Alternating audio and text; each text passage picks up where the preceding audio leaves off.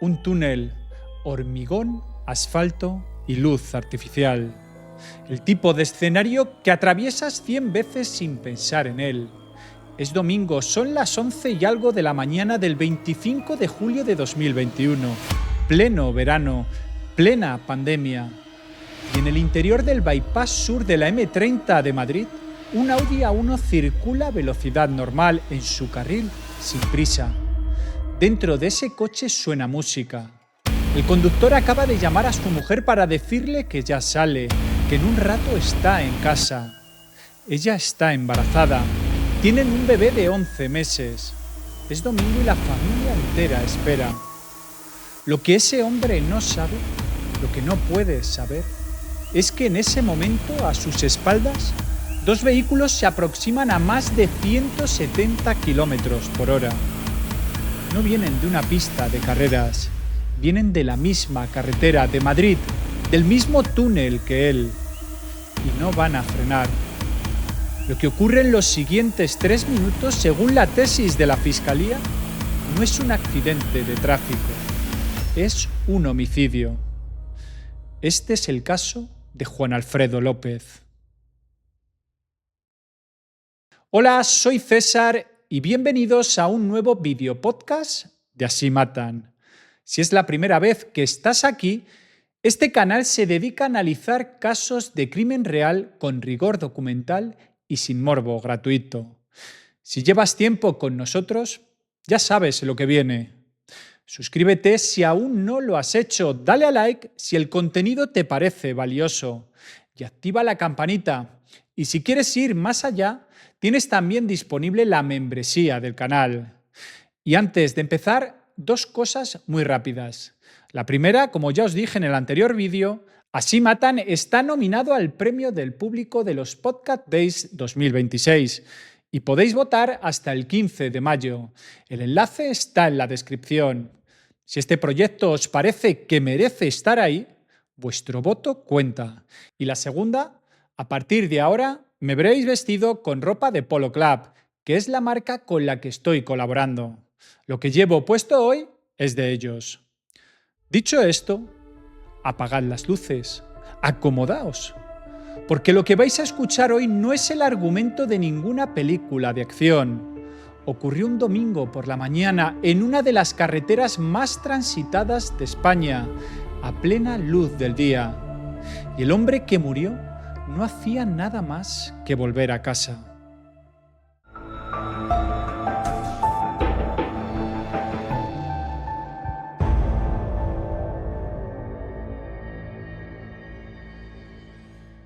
Para entender lo que ocurrió el 25 de julio de 2021, hay que empezar mucho antes. Hay que empezar por el hombre que iba dentro de ese Audi. Juan Alfredo López había nacido en Lugo, gallego, de los que se van a estudiar fuera y terminan construyendo una vida lejos de casa sin perder nunca del todo el acento ni las raíces. Se licenció en medicina en 2010 y desde el primer momento quedó claro que no era el tipo de médico que busca la especialidad más cómoda o la plaza más tranquila. Cursó formación de posgrado en medicina tropical.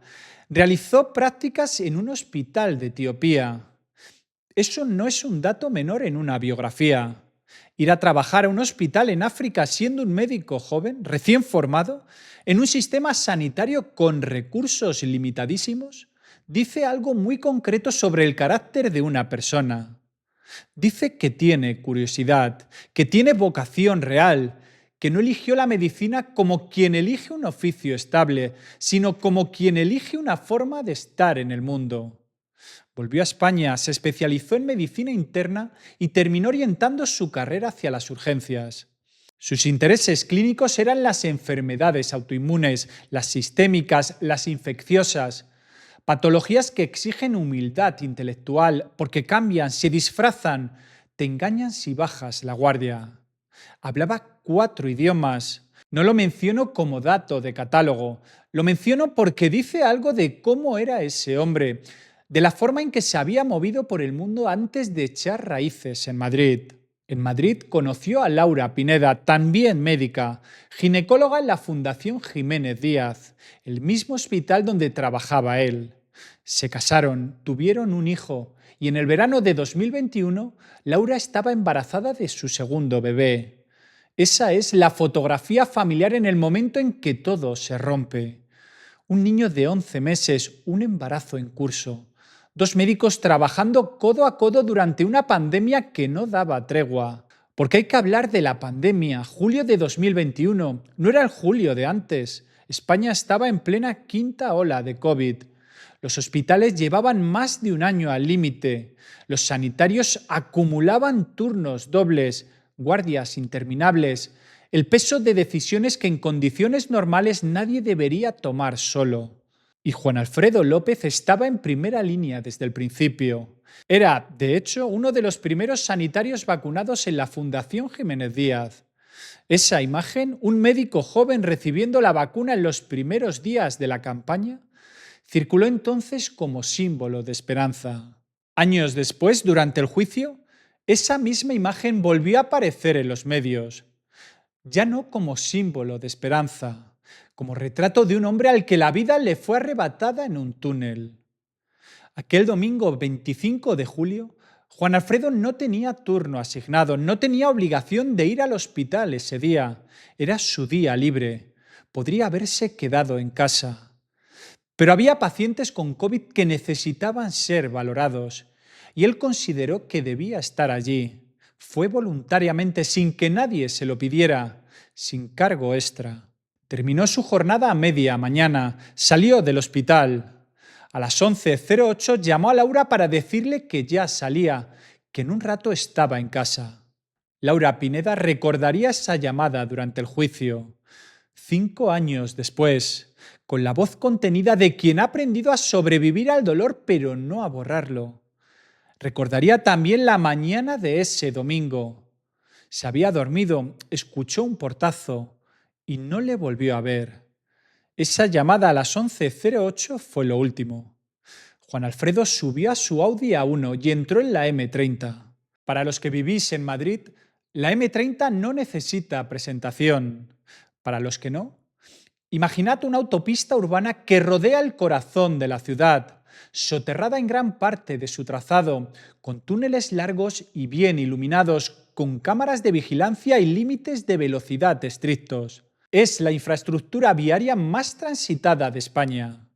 Según datos del Ayuntamiento, en 2025 registró 381 millones de desplazamientos, casi 32 millones al mes.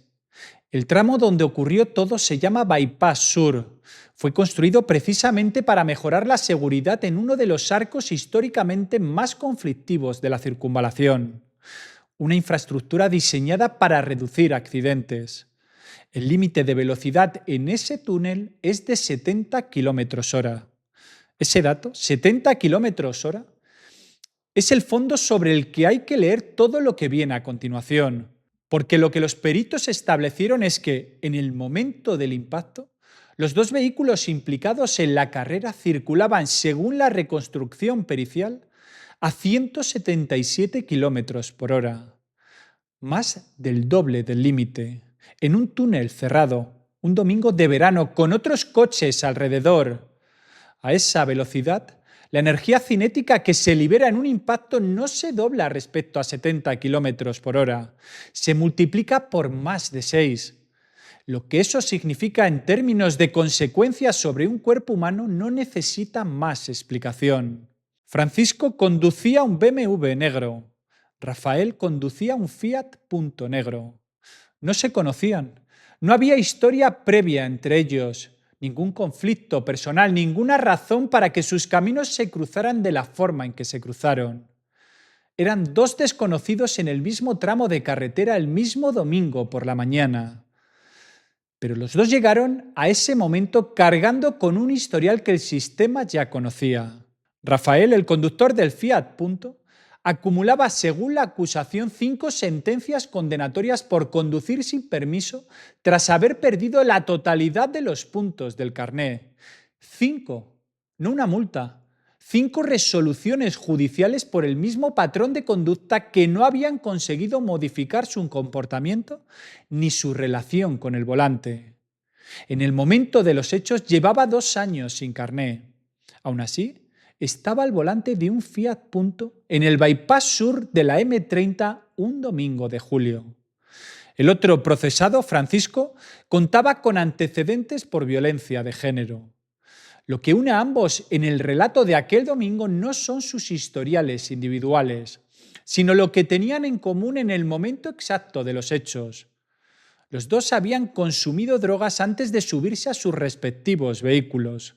En esto hay que ser precisos, porque las fuentes no son del todo uniformes en los detalles. Lo que está acreditado sin ninguna discusión es que ambos dieron positivo en sustancias estupefacientes cuando fueron sometidos a las pruebas tras el accidente. Donde las crónicas divergen es en la atribución exacta de qué sustancias correspondían a cada conductor. Una reconstrucción sitúa en uno cocaína y cannabis, y en el otro cocaína, cannabis, MDMA y ketamina. Otra añade metanfetaminas. Lo más riguroso es afirmar lo que está fuera de toda duda. Los dos hombres que convirtieron el bypass sur de la M30 en una pista de carreras lo hicieron con sus capacidades cognitivas y motoras alteradas por un cóctel de sustancias. Eso no es un agravante estético. Los estimulantes como la cocaína o el MDMA producen un efecto específico y bien documentado. El tiempo de reacción se degrada, pero la percepción subjetiva del conductor va en sentido contrario. El sujeto siente que tiene más control, que ve con más claridad. Es una ilusión farmacológica. Lo que en condiciones normales activaría el freno, la conciencia de que algo puede salir muy mal, queda embotado. La confianza sube, el umbral de riesgo baja y la disposición a escalar la apuesta, a no ceder, a no ser el primero en frenar, se vuelve mucho más intensa. Sobre las 11:26 de la mañana, según sitúa la acusación, se produce el detonante. Un adelantamiento, una ráfaga de luces. Según la reconstrucción del fiscal, una frenada brusca sin justificación aparente delante del otro vehículo. 3 gestos, quizás 10 segundos. Y a partir de ahí, una escalada que no se va a detener. Lo que las cámaras de la M30 registraron durante los siguientes minutos es esto. 2 vehículos negros avanzando en paralelo por el interior del túnel, realizando adelantamientos en zigzag con cambios bruscos de carril, con contactos laterales entre carrocerías. No un coche huyendo de otro. 2 coches que suben la apuesta a cada curva, que se cierran el paso, que se disputan un espacio que no les pertenece en exclusiva. La distancia recorrida en ese estado fue de casi 3,7 kilómetros. Pensad en lo que significa eso en términos de tiempo y de oportunidad.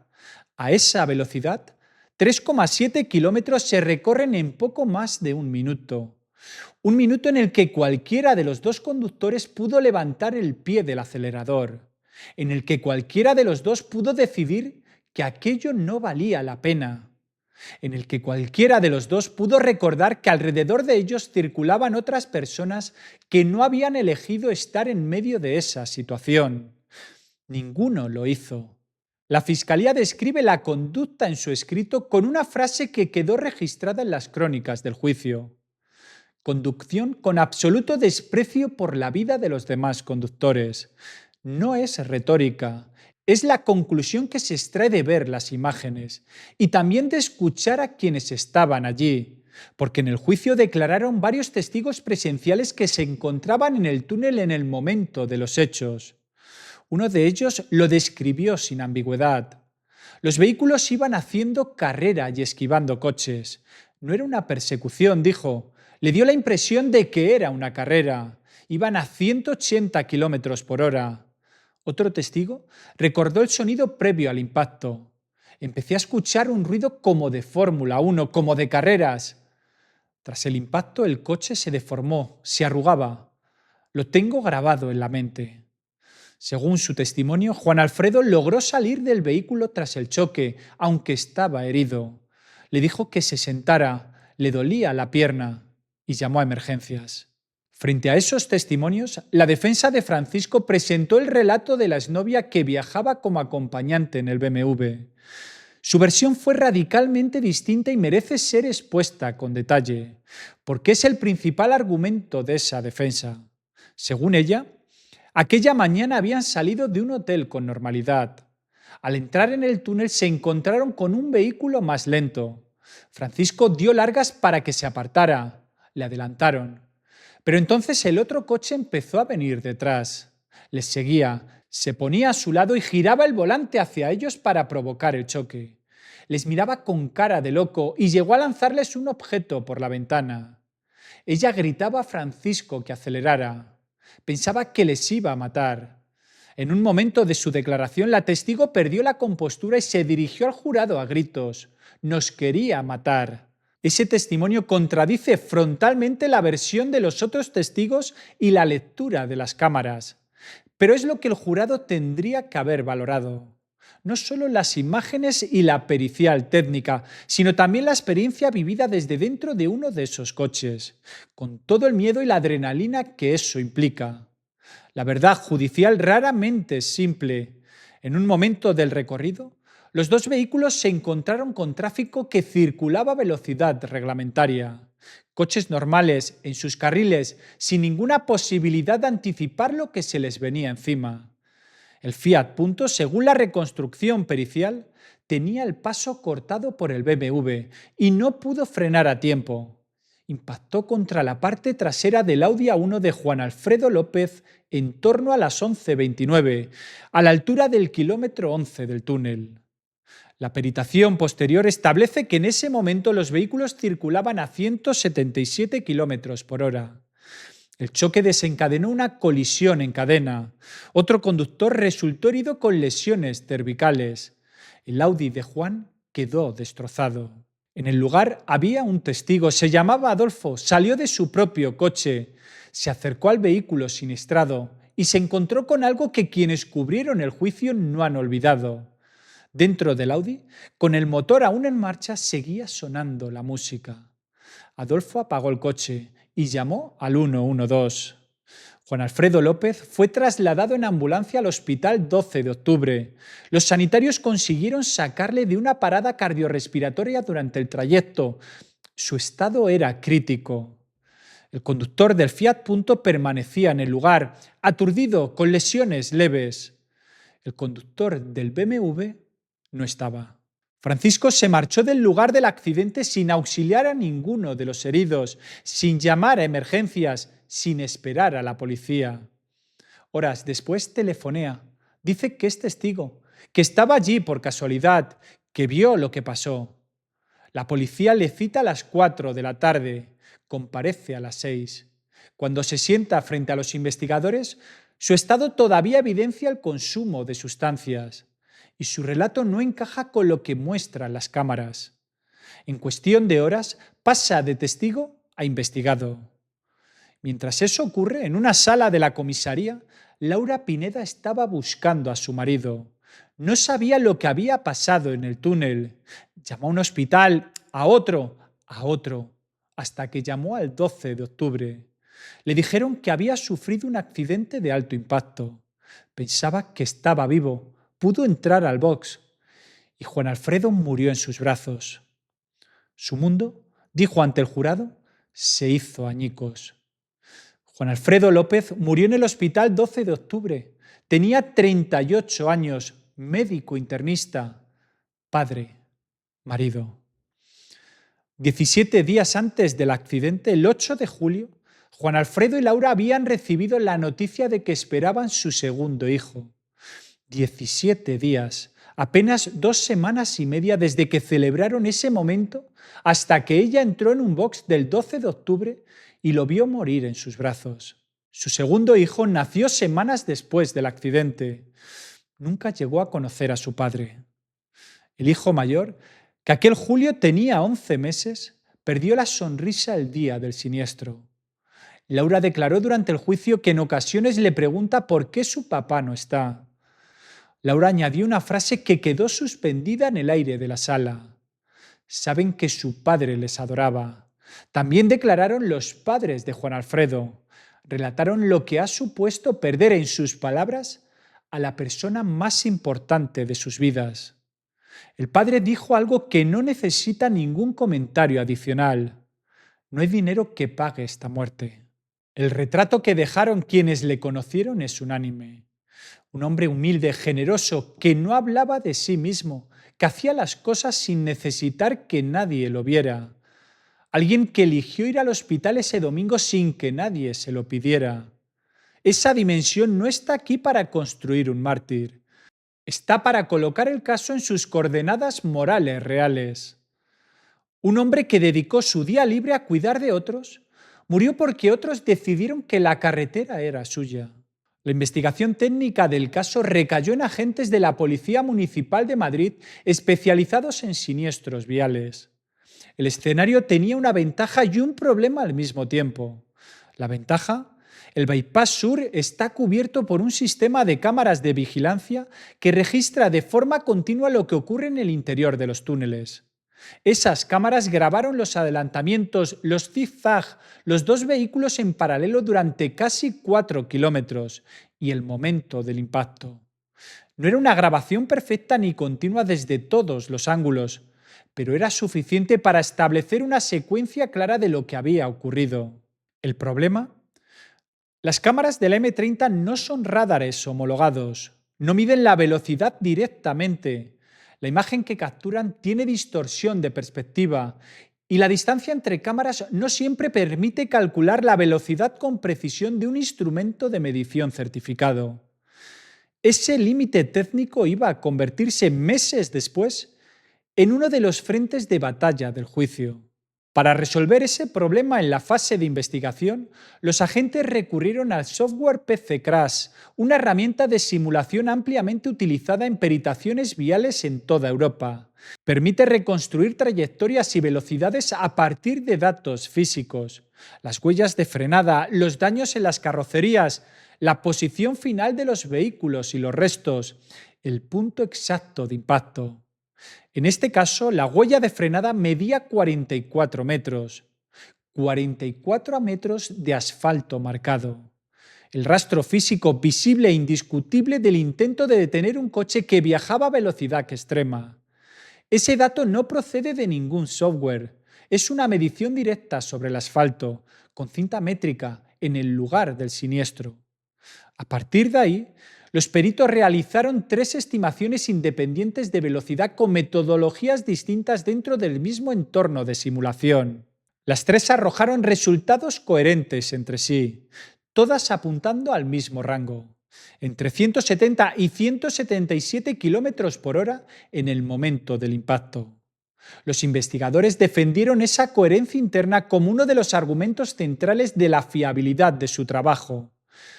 No era una sola estimación que podía estar sesgada, sino 3 aproximaciones distintas que convergían en el mismo resultado. Pero la investigación no fue solo técnica, fue también una reconstrucción de movimientos y decisiones. Las cámaras de la M30 permitieron establecer con precisión el recorrido de ambos vehículos desde antes del inicio del pique hasta el momento del impacto. Se documentaron los adelantamientos, los cambios de carril, los momentos de contacto lateral entre carrocerías. Se analizaron las llamadas realizadas por los conductores después del accidente. Se reconstruyó la cronología de la comparecencia de Francisco ante los agentes, la llamada en la que se identificó como testigo, la cita a las 4, la llegada a las 6, el cambio de estatus de testigo a investigado cuando su versión no resistió el contraste con las grabaciones. Todo eso formó parte del atestado policial que la Fiscalía utilizó como columna vertebral de su escrito de acusación. Un documento que contenía una calificación jurídica que iba a centrar todo el debate posterior en sala. Pero antes de entrar en ese debate, conviene detenerse un momento en algo que el juicio puso sobre la mesa con una claridad que merece atención. Cuando los peritos de la Policía Municipal subieron al estrado a defender su trabajo, no enfrentaron un silencio cómodo. Enfrentaron a peritos de parte contratados por las defensas, con formación equivalente y argumentos técnicos preparados. El cuestionamiento de los peritos de la defensa no era que los datos fueran falsos, era que el método tenía limitaciones que la acusación no había reconocido con suficiente honestidad. Las cámaras no son radares. La reconstrucción por simulación introduce márgenes de incertidumbre que dependen de variables. La adherencia exacta del asfalto en ese momento, el estado de los neumáticos, el perfil de la frenada, que no siempre puede medirse con exactitud en el momento del análisis. Una estimación de velocidad a partir de una huella de frenada y un modelo de simulación no tiene la misma solidez jurídica que una medición directa con un radar homologado.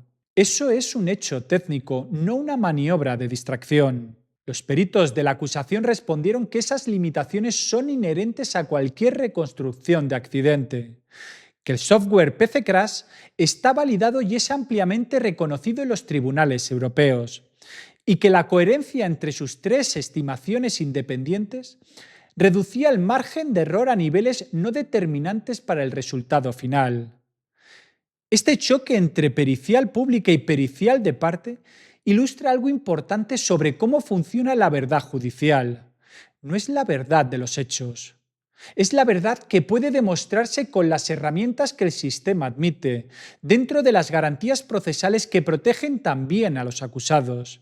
Y a veces esas dos cosas no coinciden exactamente. Dicho de forma simple, no había un radar en ese túnel, pero sí había 44 metros de asfalto marcado, un Audi destrozado y un hombre muerto. Y esos datos físicos no los pone en cuestión ningún software ni ningún perito. Eran suficientes para saber que lo que ocurrió en ese bypass estaba completamente fuera de cualquier parámetro razonable de conducción. Esa tensión incómoda y necesaria era la que el jurado tendría que haber resuelto. La pregunta de fondo que este caso plantea al derecho penal español es también una pregunta que la sociedad lleva años haciéndose sin respuesta clara. ¿Hay un momento en que matar con un coche deja de ser un accidente y se convierte en un crimen?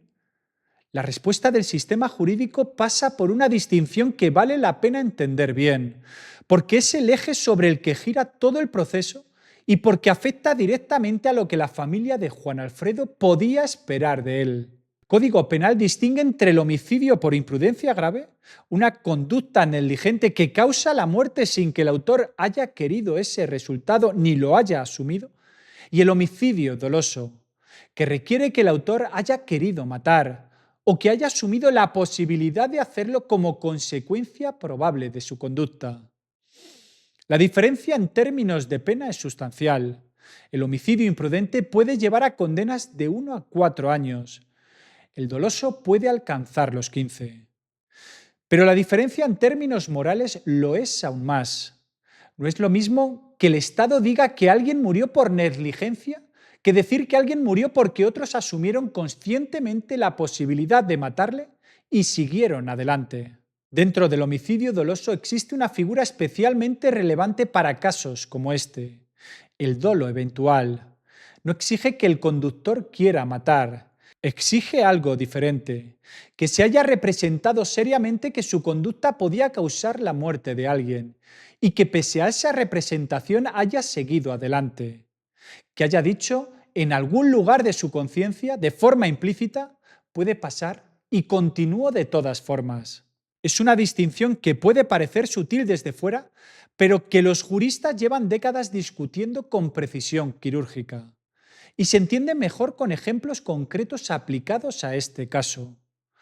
Un conductor que se duerme al volante después de una jornada laboral de 12 horas no tiene dolo eventual. No se representó seriamente el riesgo, o si lo hizo, confiaba en que podría controlarlo. Un conductor que entra en un túnel limitado a 70 kilómetros por hora, acelera hasta 177, realiza zigzag durante casi 4 kilómetros, tiene contactos laterales con otro vehículo y no detiene la maniobra en ningún momento. Ese conductor, según la tesis de la Fiscalía, sí tenía dolo eventual, porque no podía ignorar que lo que estaba haciendo podía matar a alguien, y lo siguió haciendo. El Código Penal también tipifica la conducción temeraria de forma gradual. El artículo 380 establece la conducción temeraria con peligro concreto para la vida de las personas. El artículo 381 la agrava cuando se realiza con manifiesto desprecio por la vida de los demás. una fórmula que la Fiscalía consideró aplicable a este caso. Y el artículo 382 dispone que si de esa conducta resulta un delito grave, se aplica la pena más severa en su mitad superior.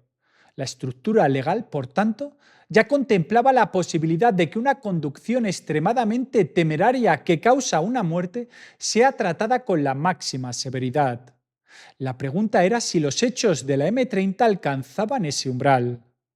La Fiscalía pedía 15 años de prisión para cada acusado y una indemnización solidaria de 1,3 millones de euros para Laura Pineda, para los hijos de Juan Alfredo y para sus padres. A Francisco le acusaba de conducción temeraria con consciente desprecio por la vida en concurso con homicidio y lesiones. A Rafael le añadía además los delitos de conducción bajo la influencia de drogas y conducción sin permiso por pérdida de puntos. La acusación particular ejercida por la viuda se sumó a esa tesis. Las defensas plantearon argumentos que merecen ser expuestos con la misma seriedad con que los plantearon los abogados en sala, porque forman parte del proceso y porque el derecho a la defensa es una garantía independientemente de los hechos que se juzguen. La defensa de Rafael sostuvo que los hechos debían calificarse como homicidio imprudente. Nadie quiso causar la muerte de nadie. El consumo de drogas no puede equipararse automáticamente a una asunción consciente del resultado. Y las mediciones de velocidad no tenían la solidez suficiente para sustentar una condena por dolo eventual. La defensa de Francisco fue más lejos. Su cliente no competía sino que huía. Y el testimonio de la exnovia acompañante, del que ya hemos hablado, era el soporte central de esa tesis. La jurisprudencia española reciente apunta en una dirección clara, aunque no unívoca. En 2023, la Audiencia de Cantabria consideró que una carrera ilegal en Santander era compatible con homicidio doloso. En 2025, el Tribunal Supremo confirmó esa calificación. El Tribunal Superior de Galicia hizo lo mismo en un caso de Ribeira. 2 homicidios dolosos en concurso con delito contra la seguridad vial, porque la conducta era sostenida, consciente y generadora de un riesgo que el conductor no podía ignorar. En sentido contrario, en Navarra, un tribunal confirmó imprudencia grave frente a un conductor muy afectado por drogas y cansancio, porque la naturaleza de la conducta no alcanzaba el umbral del dolo eventual. Esa comparación es importante. No basta con que la conducta sea peligrosa o incluso mortal. Lo que activa el dolo eventual es su carácter sostenido, deliberado, escalado. No un error, una serie de decisiones que se renuevan kilómetro a kilómetro. Que un pique en un túnel urbano durante 3,7 kilómetros, con zigzag, contactos laterales y 2 conductores drogados, encaja en esa descripción, es algo que la jurisprudencia reciente sostiene con creciente firmeza. Pero esa apreciación corresponde al jurado, no a la acusación ni a este canal. Y el jurado, como veremos, nunca llegó a votar. Mientras todo esto se analizaba en informes periciales, escritos de acusación y debates jurídicos, en casa de Laura la vida seguía. Con un niño que crecía sin su padre, con otro que había nacido semanas después del accidente y que nunca tendría ningún recuerdo de él, con una mujer que cada día volvía al mismo hospital donde Juan Alfredo y ella habían trabajado juntos y donde ahora solo estaba ella. 4 años y medio. Ese es el tiempo que pasó entre la muerte de Juan Alfredo y el inicio del juicio. 4 años y medio de espera, de instrucción, de plazos y de silencio. Tiempo suficiente para que un niño aprendiera a caminar, a hablar, a preguntar cosas que su madre tenía que responder sola. El caso tardó casi 5 años en llegar a juicio oral. Durante todo ese tiempo, Francisco y Rafael estuvieron en libertad provisional, sin medidas cautelares significativas, sin prohibición de salida del país, sin obligación de presentarse periódicamente ante el juzgado, sin ninguna restricción real sobre su libertad de movimientos. No se conocen públicamente las razones por las que ni la Fiscalía ni las acusaciones las solicitaron en fase inicial. Lo que sí se sabe es que esa decisión tendría consecuencias. El juicio comenzó el 7 de abril de 2026 ante la Audiencia Provincial de Madrid. Con jurado popular, porque cuando el núcleo del caso es un delito de homicidio, la ley atribuye a ciudadanos ordinarios, no a jueces profesionales, la responsabilidad de decidir sobre la culpabilidad o inocencia de los acusados. Son 9 personas elegidas por sorteo, sin formación jurídica específica, que escuchan las pruebas, valoran los testimonios y emiten su veredicto. El sistema asume que la gravedad de ciertos delitos merece ser juzgada por la sociedad, no solo por el Estado. Las primeras sesiones establecieron el terreno de juego con una intensidad que los medios que cubrían el juicio subrayaron desde el principio. El fiscal tomó la palabra para fijar la tesis de la acusación. Lo ocurrido en el bypass sur de la M30 no fue un accidente de tráfico con resultado de muerte. Fue un acto consciente de 2 personas que sabían exactamente lo que hacían y siguieron haciéndolo. Cada adelantamiento, cada cambio de carril, cada kilómetro recorrido a 177 kilómetros por hora, en un túnel lleno de vehículos era, según la Fiscalía, una decisión renovada de asumir el riesgo de matar. Los peritos de la Policía Municipal subieron al estrado y defendieron su reconstrucción.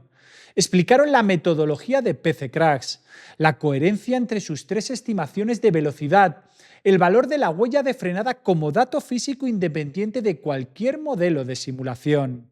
Respondieron a las preguntas de los abogados de la defensa con la precisión técnica de quienes llevan meses preparando ese momento.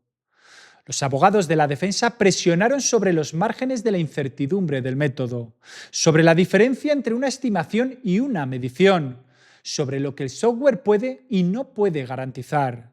El cruce fue largo, técnico y para los miembros del jurado sin formación especializada, presumiblemente difícil de seguir en todos sus matices. Ese es uno de los elementos más interesantes del juicio conjurado en casos de alta complejidad técnica.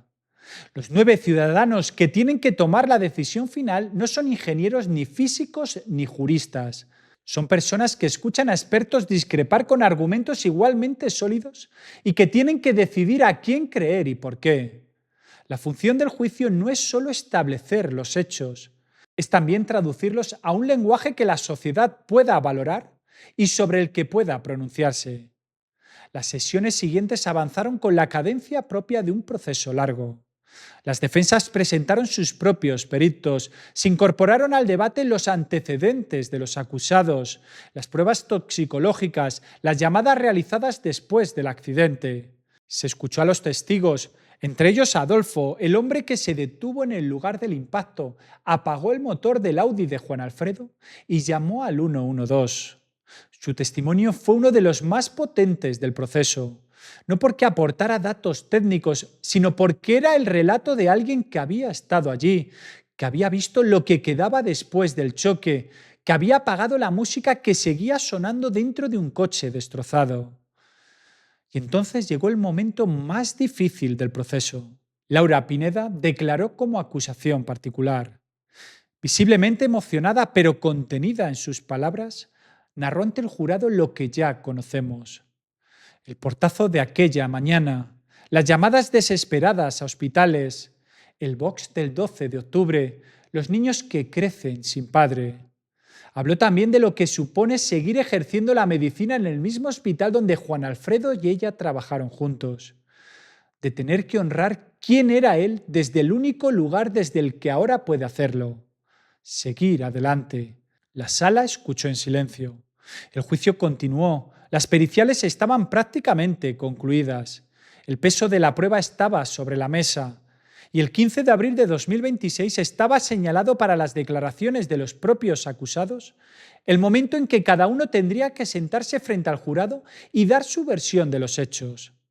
El momento en que Rafael y Francisco tendrían que mirar de frente a las 9 personas que iban a decidir su destino y contar lo que, según ellos, había ocurrido en ese túnel. Rafael llegó ese día a la sede de la Audiencia Provincial de Madrid. Llegó puntual.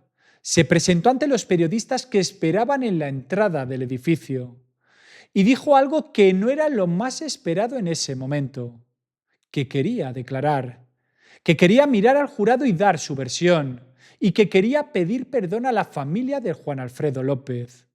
que habían pasado 5 años y que ese peso no desaparecía. No pudo hacerlo, porque Francisco no apareció. La Guardia Civil se desplazó a su domicilio en Loeches, municipio de la Comunidad de Madrid. No estaba. No había señales recientes de él en la vivienda. Ningún vecino, ningún familiar, nadie del entorno supo o quiso decir cuándo había salido, a dónde había ido, si había dicho algo antes de marcharse. Era como si simplemente hubiera dejado de existir. La magistrada presidenta del juicio, Rosa María Quintana San Martín, suspendió la vista durante 5 días hábiles, un plazo para intentar localizarlo, para agotar las gestiones nacionales antes de dar un paso más. 5 días en los que la familia de Juan Alfredo López volvió a quedarse esperando. 5 días en los que Rafael seguía presente, localizado, dispuesto a comparecer, mientras el proceso quedaba en suspenso por la ausencia del otro. No compareció. El 23 de abril de 2026, la Audiencia Provincial tomó la decisión que cerró provisionalmente este capítulo del caso. La magistrada Quintana disolvió el jurado. La razón jurídica era sólida. Las conductas de los dos acusados estaban tan entrelazadas en los hechos, en la reconstrucción de la carrera, en la dinámica del pique, en la atribución de responsabilidades entre quien conducía el Fiat y quien conducía el BMW, que juzgar a uno sin poder contrastar la declaración del otro comprometía la integridad del proceso. Hacerlo así habría abierto la puerta a una nulidad posterior que habría obligado a repetir el juicio de todas formas, pero con el coste adicional de haber sometido a la familia a un proceso incompleto que no habría producido ninguna respuesta firme.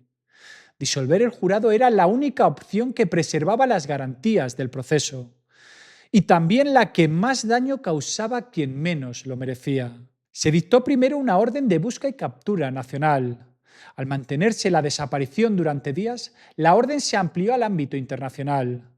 A fecha de hoy, Francisco está reclamado en todo el mundo.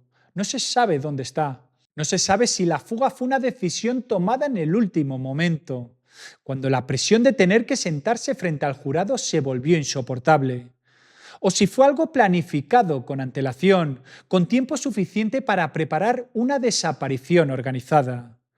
No se sabe si se cruzó una frontera antes de que la orden se activara. No se sabe si tiene ayuda o si actúa solo. Lo que sí se sabe es que la familia de Juan Alfredo lleva desde el día 25 de julio de 2021 esperando que alguien responda por lo que ocurrió en ese túnel. Estaban a días de tener esa respuesta. Y uno de los hombres que se la debía decidió marcharse. Este caso no ha terminado. No hay sentencia, no hay veredicto. Hay preguntas abiertas sobre los hechos, sobre el sistema, sobre lo que debería haber ocurrido y no ocurrió. ¿Dónde está Francisco? ¿Cruzó una frontera antes de que la orden se activara? ¿Tuvo ayuda? ¿Fue la fuga improvisada o planificada? ¿Por qué no hubo medidas cautelares desde 2021 en un caso con un muerto, con velocidades extremas, con positivos en drogas, con un acusado que el mismo día del accidente había intentado hacerse pasar por testigo? Ninguna de esas preguntas tiene respuesta pública satisfactoria. Todas merecen una. La pregunta jurídica central tampoco tiene respuesta todavía. El jurado que debía responderla fue disuelto. Y el juicio que vendrá, cuando el fugado sea localizado, si llega a serlo, tendrá que hacerse desde el principio, con un nuevo jurado, con nuevas sesiones, con todo el peso del proceso cayendo otra vez sobre una familia que ya lo ha soportado una vez. A la espera de esa sentencia, lo que los hechos establecidos permiten decir hoy es esto. Según la reconstrucción pericial y la tesis de la acusación, 2 hombres que conducían bajo los efectos de drogas a más del doble de la velocidad permitida, sin carné uno de ellos, causaron la muerte de un médico que no había hecho nada que no debiera hacer. Y uno de ellos, cuando llegó el momento de responder por eso ante un tribunal, desapareció. Y mientras uno de ellos, como hemos dicho, sigue desaparecido, hay 2 niños que van a crecer sabiendo que su padre murió porque alguien decidió que la carretera era suya. Hasta que eso ocurra, La verdad judicial de este caso sigue suspendida, pero la verdad humana ya está ahí. Juan Alfredo López salió de un hospital, llamó a su mujer y entró en un túnel del que nunca volvió. El tiempo borra huellas, pero no la verdad.